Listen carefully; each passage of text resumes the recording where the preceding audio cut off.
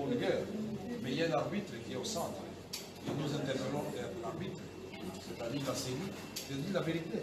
Mais pourquoi vous empêchez que les gens du FCC disent que c'est Ramadan qui a gagné? C'est de bonne guerre. Les gens de la Mouga disent aussi que Faïlo a gagné. Nous disons que Félix a gagné. Mais qui va trancher pour Félix? Mais en respectant, nous disons bien, en respectant la volonté du peuple. Et la tendance ici, je répète encore, il sera consulté toutes nos machines, notre façon de travailler, puisque nous ne cachons rien, c'est ouvert au public, tout le monde peut venir ici et voir comment nous travaillons. Et téléphoner au bureau du centre pour savoir si les données qui remontent à notre centrale électorale sont correctes. Au début, nous avions travaillé avec Internet, c'était très rapide. Mais depuis qu'on a coupé Internet, nous sommes au mode ralenti. Mais qu'à cela ne tienne, s'il y a un échantillon de 2 550 000 votants et expressions des Congolais, nous avons aujourd'hui la tendance des candidats d'Ikache qui se trouvent au premier plan, suivi de la tendance des candidats de la Pouga. Et le troisième, nécessairement, c'est lui, FCC. Donc nous ne disons pas que ce sont là les résultats définitifs. Nous devons attirer l'attention tout de suite de ceux qui nous suivent.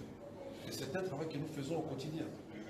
Nous n'allons pas nous arrêter. Même si la série publie aujourd'hui, demain, après-demain, nous allons continuer jusqu'à la fin. Parce que notre objectif, c'est d'empêcher tout tripatouillage des voix des Congolais. C'est aussi nous permettre d'aller vers le contentieux avec un dossier pour démontrer la vérité des urnes, qu'elle n'a pas été respectée ou elle a été respectée. C'est ici de lui d'exhorter la CENI, pour lui rappeler le rôle historique qu'elle va jouer en disant la vérité des urnes. Rien que la vérité telle qu'exprimée par les Congolais. Et nous, Ikache, nous serons les premiers à nous féliciter si c'est nous qui sommes proclamés ou à féliciter notre candidat pour autant que cela traduise l'expression des Congolais. C'est que nous voulons qu'après les élections, on n'organise pas les élections pour plonger le pays dans les guerres. On organise les élections pour la paix sociale. On organise les élections pour renforcer la démocratie.